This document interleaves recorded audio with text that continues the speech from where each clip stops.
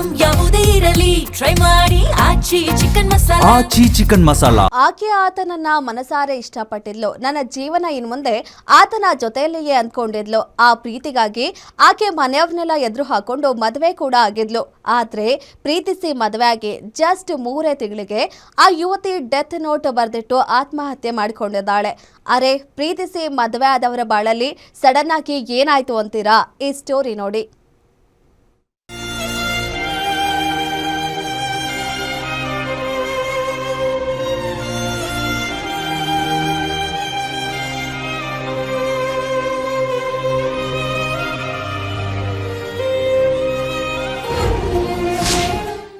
ತಿಂಗಳ ಹಿಂದೆ ಮದುವೆ, 3 ತಿಂಗಳಿಗೆ ಅಂತ್ಯ. ಗಂಡನ ಮನೆಯವರ ಕಿರುಕುಳಕ್ಕೆ ನವ ವಿವಾಹಿತೆ ಬಲಿ. ಮುದ್ದಾಗಿ ಸಾಕಿದ್ದ ಮಗಳನ್ನ ಕಳೆದುಕೊಂಡಿರೋ ಹೆತ್ತಮ್ಮನ ಆಕ್ರಂದನ. ತಾಯಿಯ ಗೋಳಾಟ ನೋಡಲಾಗದೆ ಸಮಾಧಾನ ಪಡಿಸುತ್ತಿರುವ ಸಂಬಂಧಿಕರು. ಈ ಕರುಳು ಹಿಂಡುವ ದೃಶ್ಯಗಳಿಗೆ ಸಾಕ್ಷಿಯಾಗಿದ್ದು ಬೆಂಗಳೂರಿನ ಲಕ್ಷ್ಮಣನಗರ. ಪ್ರೀತಿಸಿದ ಹುಡುಗನನ್ನೇ 3 ತಿಂಗಳ ಹಿಂದೆ ಮದುವೆಯಾಗಿದ್ದ ಯುವತಿ 3 ತಿಂಗಳಿಗೆ ಸಾಂಸಾರಿಕ ಜೀವನಕ್ಕೆ ಬೇಸತ್ತು ಬಾರದ ಲೋಕಕ್ಕೆ ಹೋಗಿದ್ದಾಳೆ. ಹೋಗಿದ್ದು 2 ತಿಂಗಳು 1 ತಿಂಗಳು ನನ್ನ ಮಗಳನ್ನ ಕೆಲಸ ಮಾಡೋಕೆ ಅಲ್ಲಿ ಬಿಡಲಿಲ್ಲ. ಅವನು ಅಲ್ಲಿಂದ ಬಿಡಿಸಿ ಕರ್ಕೊಂಬಂದು ಮದುವೆ ಮಾಡ್ಕೊಂಡ ಕಣಪ್ಪ. ನನ್ನ ಮಗಳನ್ನ ಇಂಟರ್ನ್ಶಿಪ್ಪಿಗೆ ಅಂತ ಹೋಗಿದ್ದಳನ್ನ ಕರ್ಕೊಂಬಂದು ಮದುವೆ ಮಾಡ್ಕೊಂಡು ನನ್ನ ಮಗಳನ್ನ ಮಂಡಿಗೆ ಹಾಕ್ಬಿಟ್ಟ. ದುಡ್ಡು ದುಡ್ಡು ದುಡ್ಡು ಅಂತ ಯಾವಾಗಲೂ ಪೀಡ್ಸನ ಹುಡುಗಿನ. ದುಡ್ಡು ದುಡ್ಡು ದುಡ್ಡು ಅಂತ ಪೀಡ್ಸಿ ಅಕ್ಕ ತಮ್ಮ ಇಬ್ರು ಸೇರ್ಕೊಂಡು ಕೊಲೆ ಮಾಡ್ಬಿಟ್ಟಿದಾರಪ್ಪ ನನ್ನ ಮಗಳನ್ನ. ಈ ಯುವತಿಯನ್ನ ನೋಡಿ ಎಷ್ಟು ಲಕ್ಷಣವಾಗಿ ಮುದ್ದಾಗಿ ಇದ್ದಾಳೆ ಅಲ್ವಾ? ಈಕೆಯ ಹೆಸರು ಶ್ವೇತಾ ಅಂತ. ವಯಸ್ಸು ಜಸ್ಟ್ 25 ವರ್ಷ. ಮೂಲತಃ ಚಿಕ್ಕಮಗಳೂರಿನ ತರೀಕೆರೆಯವರಾಗಿದ್ದ ಈಕೆ ಬೆಂಗಳೂರಿನ ಖಾಸಗಿ ಶಾಲೆ ಒಂದರಲ್ಲಿ ಶಿಕ್ಷಕಿಯಾಗಿ ಕೆಲಸ ಮಾಡ್ತಿದ್ಲು. ಮನೆಯವರನ್ನೆಲ್ಲ ಎದುರು ಹಾಕೊಂಡು ಪ್ರೀತಿಸಿದವನನ್ನೇ ಮದುವೆ ಆಗ್ತೀನಿ ಅಂತ ಹಠ ಹಿಡಿದು 3 ತಿಂಗಳ ಹಿಂದೆ ಅಷ್ಟೇ ದಾಂಪತ್ಯ ಜೀವನಕ್ಕೆ ಕಾಲಿಟ್ಟಿದ್ಲು. ಆದ್ರೆ ಮದುವೆಯಾಗಿದ್ದೇ ತಡ. ಶ್ವೇತಾ ಬಾಳಲ್ಲಿ ನರಕ ಶುರುವಾಗಿತ್ತು.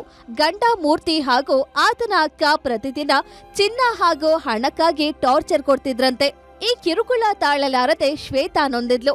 ವಿಷಯವನ್ನ ಮುಚ್ಚಿಟ್ಟರೆ ಆಗಲ್ಲ ಅಂತ ಕೊನೆಗೆ ತನ್ನ ಪೋಷಕರಿಗೂ ಗಂಡನ ಮನೆಯವರ ಬಗ್ಗೆ ಹೇಳಿಕೊಂಡಿದ್ಲು. ಆದ್ರೆ ದಿನದಿಂದ ದಿನಕ್ಕೆ ಹೆಚ್ಚಾದ ಕಿರುಕುಳ ತಾಳಲಾರದೆ ಶ್ವೇತಾ ಕೊನೆಗೂ ಆತ್ಮಹತ್ಯೆಯ ನಿರ್ಧಾರ ಮಾಡ್ತಾಳೆ.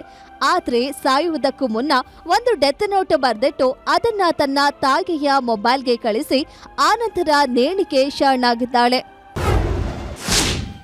ಡೆತ್ ನೋಟ್ನಲ್ಲಿ ಏನಿದೆ? ನನ್ನ ಸಾವಿಗೆ ನನ್ನ ಗಂಡ ಮತ್ತು ಗಂಡನ ಅಕ್ಕ ಕಾರಣ. ಅವರಿಂದ ನನಗೆ ತುಂಬಾ ಹಿಂಸೆ ಆಗ್ತಿತ್ತು. ಬದುಕೋಕೆ ಆಸೆಗೆ ಇಲ್ಲದಂತೆ ಮಾಡಿದ್ದಾರೆ. ನಾನು ಸತ್ತರೆ ಅವರನ್ನ ಮಾತ್ರ ಸುಮ್ಮನೆ ಬಿಡಬೇಡಿ ಅಮ್ಮ. ಅಮ್ಮ, ನನ್ನಿಂದ ತಪ್ಪಾಯ್ತು, ಕ್ಷಮಿಸಿಬಿಡು. ಅವರು ಡೆತ್ ನೋಟ್ ಕಳಿಸ್ಬಿಟ್ಟಿದ್ದಾಳೆ ಅಮ್ಮನಿಗೆ.